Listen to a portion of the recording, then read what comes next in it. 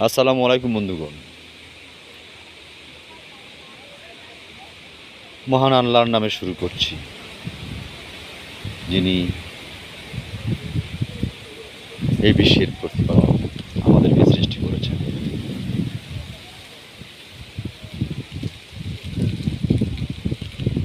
আজ সংক্ষেপে আমি আপনাদেরকে আমার পরিচয়টা জানাবো।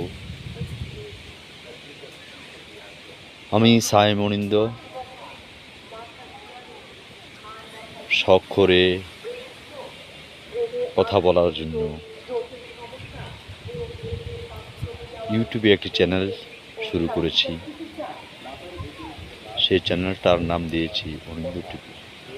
আমি জাস্ট মোবাইলের মাধ্যমে যতটুকু কবিতা লেখা আমার শখ, নেশা, জীবন, মরণ সবই বলতে পারেন। আমার ভিতরে অনেক কথা, কথায় মাথায় ঘিস ঘিস করে,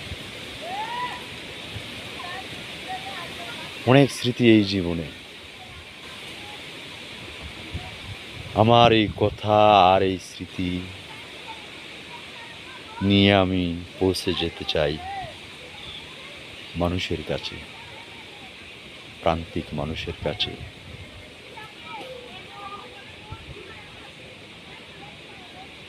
আমি মহান আল্লাহ পাকের উপর আস্থাশীল এবং বিশ্বাসী, যেহেতু আমি একজন মুসলিম। যদিও জন্মগতভাবে দেশের আর 8-10টা মুসলিমের মতো আমি মুসলিম, তারপরও কিছুটা পড়ালেখা করেছি, জেনেছি, বুঝেছি, সেই জন্যও আমি মুসলিম, এবং মুসলিম হয়ে আমি গর্বিত। তো বন্ধুরা, বলছিলাম আমি আমার পরিচয়টা দেব। আমি সায়েম অনিন্দ, ঢাকা বিভাগের নারায়ণগঞ্জ জেলার 2500 উপজেলার ব্রাহ্মণদী ইউনিয়ন পরিষদের পাজারদিয়া গ্রামে আমার বসবাস। পেশায় আমি একজন শিক্ষক, সরকারি প্রাথমিক বিদ্যালয়ের প্রধান শিক্ষক। আমার বাবা, যিনি প্রায় 1 বছরের উপরে মারা গিয়েছেন, জনাব আব্দুল মালেক, পেশায় একজন শিক্ষক ছিলেন। তো বন্ধুরা, আমার অনেক কথা, অনেক না বলা কথা বুকে, মস্তকে, হৃদয়ে, হৃৎপিণ্ডে গেঁথে আছে।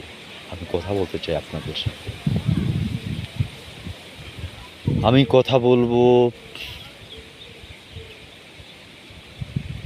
আমাকে কেন বানানো হয়েছে, কে বানালেন, আমি কেন এই পৃথিবীতে এসেছি, আমি কি করছি, আমার কি করা উচিত ছিল।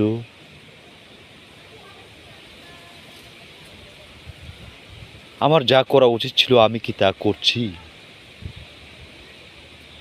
না করলে কেন, আর না করলে তার পরিণামই বা কী হবে। মোট কথা, আমি কথা বলবো আমার স্রষ্টা আর তার ছন্দ, বয়ান, কথা,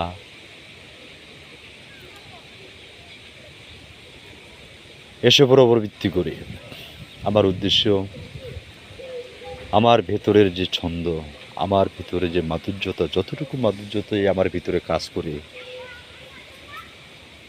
তা প্রান্তিক মানুষের কাছে পৌঁছে দেওয়ার জন্য, যেন আমি নিজে প্রশান্ত পরায়ণ অর্জন করতে পারি, এবং আমার এই ক্ষুদ্র জ্ঞান, আমার এই ক্ষুদ্র অভিজ্ঞতা, যা আমি সুদীর্ঘ জীবন লেখাপড়া করে বিপদ আপদ উতরায়ে ঘাম শ্রমের বিনিময়ে অর্জন করেছি বাস্তবতার ভিত্তিতে, তা যেন প্রান্তিক মানুষের কাছে পৌঁছে যায়। তো বন্ধুরা, আমার পরিচয় আমি দিলাম। শখের বসে কথা বলা, যদি কারো ভালো লাগে, ইচ্ছে হয়, আমার এই অনিন্দ টিভি চ্যানেলটি সাবস্ক্রাইব করতে পারেন, লাইক দিয়ে রাখতে পারেন, এবং আপনি আপনার জীবনের অভিজ্ঞতা, দুঃখ সুখের গল্প কথা কমেন্টে লিখতে পারেন। সেগুলো আমি পড়ব, জানব এবং প্রচার করব। আপনার দুঃখ এবং সুখের সমবেতি সমভাগী হব। তো বন্ধুরা, বর্তমান বিশ্বের একটা আলোচিত বিষয় হলো ইরান আমেরিকা ইসরায়েলের ত্রিমুখী যুদ্ধ।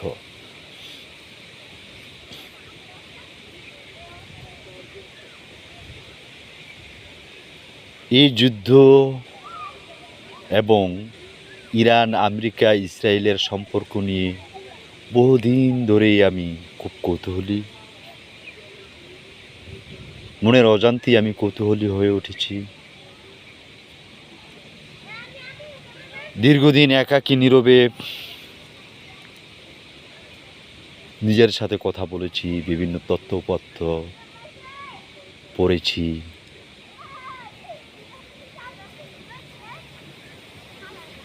এবং সেই সাথে কোরআন এবং হাদিসে এই ইরান এবং ইরানের সাথে তাগুতি শক্তি আমেরিকা এবং ইসরায়েলের কি সম্পর্ক থাকতে পারে, এখানে ইরানের যোগ্যতা, শক্তিমত্তা এবং ব্যর্থতা সম্পর্কে কোরআন এবং হাদিসে কি বলা আছে, সেই সবও কিছুটা জানার এবং বোঝার চেষ্টা করেছি আমি।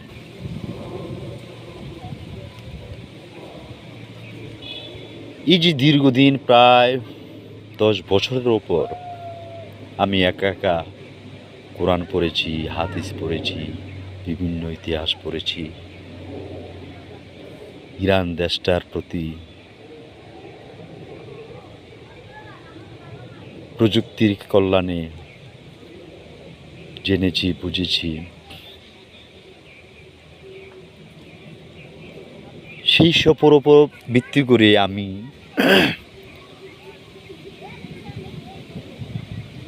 এই সিদ্ধান্ত উপনীত হয়েছে যে এই যে ইরান আমেরিকা এবং ইসরায়েল ত্রিমুখী যে যুদ্ধ, এই যুদ্ধ নিছক কোনো দেশ দখল বা তেল বা অন্যান্য খনিজ সম্পদ লুট করার যুদ্ধ নয়। এই যুদ্ধ হঠাৎ শুরু হওয়া কোনো যুদ্ধ নয়।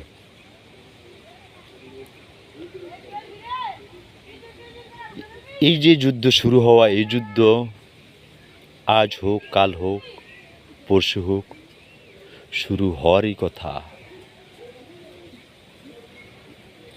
এবং অবশেষে সেই যুদ্ধ সংগঠিত হয়েছে প্রায় 1 মাস হয়ে গেল, 3-4 দিন হয়ে গেল।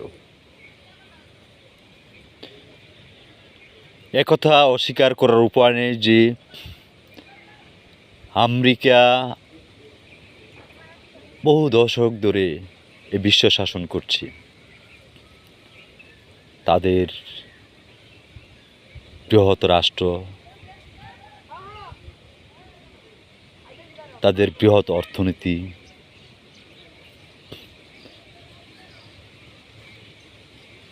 তাদের বিশ্ব শাসনের যে সিস্টেম দিনে দিনে পৃথিবীতে তারা প্রতিষ্ঠিত করেছে তা আজ উন্নতির চরম স্বর্ণশিখরে এসে পৌঁছেছে। এটা তাদের অর্জন। সেই সাথে এই অর্জনে তারা হয়ে পড়েছে দাম্ভিক, সাম্রাজ্যবাদী একটি জাতি। তারা ছলে বলে সততায় এ বিশ্বকে শাসন করছে শুধু তাদের নিজ স্বার্থে। আর তাদের সভ্যতাটা গড়ে উঠেছে ভোগবাদী, ভোগের ওপর ভিত্তি করে। এই জীবনে খাইলাম, কাজ করলাম, লুটে পুটে সম্পত্তি অর্জন করলাম, অন্যকে মেরে নিজের শ্রেষ্ঠত্ব জাহির করলাম। কিভাবে বৈধ অবৈধ উপায়ে জীবনকে ভোগ করা যায়, ভোগের যত প্রকার উপকরণ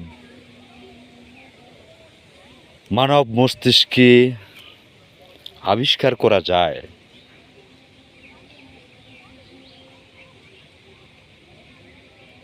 সবই তারা আবিষ্কার করেছে এবং সেই অনুযায়ী তারা তাদের জীবনকে ভোগ করছে। এই আমেরিকা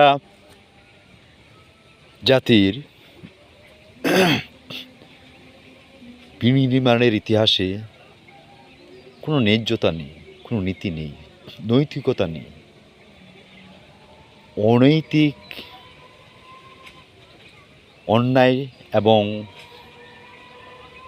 অবৈধ শক্তির উপর ভিত্তি করে গড়ে উঠেছে এই আমেরিকান সভ্যতা, এই সাম্রাজ্যবাদ।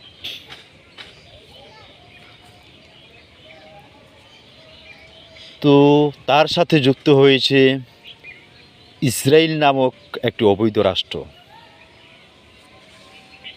যে রাষ্ট্রের কোনো অস্তিত্ব ছিল না, যা জোর করে প্রতিষ্ঠিত করা হয়েছে ফিলিস্তিনিদের ভূমি দখলের মাধ্যমে।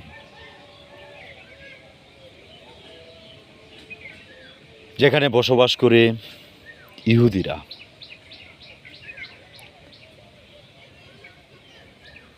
ইহুদি শব্দটি শুনলেই আপনাকে ভাবতে হবে, মনে করতে হবে পবিত্র কোরআনের কথা। পবিত্র কোরআনের কথা, মুসা আলাইহিস সালামের কথা, বনি ইসরায়েলদের কথা।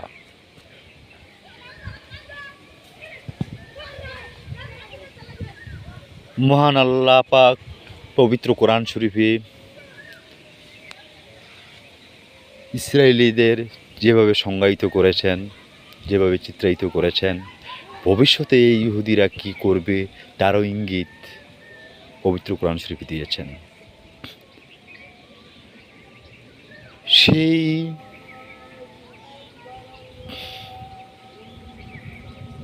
ধারা অনুসারে বর্তমান পৃথিবীতে 1 নম্বর দুষ্ট রাষ্ট্রে পরিণত ইসরায়েল।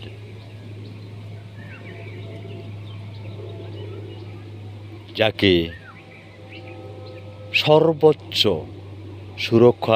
সুরক্ষা দিয়ে পৃষ্ঠপোষকতা করছে পৃথিবীর সর্ববৃহৎ শক্তি আমেরিকা। তো যেখানে আসবে যেখানে ইসরায়েল নামক শব্দটি আসবে সেখানে ধর্মীয় একটা বিষয় অবশ্যই আপনাকে মাথায় রাখতে হবে।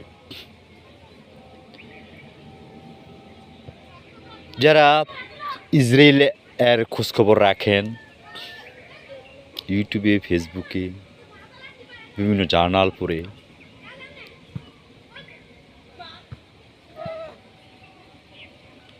তারা জানেন ইহুদি রাষ্ট্রটি একটি জঘন্য রাষ্ট্র। আজান হচ্ছে। বন্ধুগণ, জোহরের নামাজ পড়তে হবে, পাশে থাকবেন,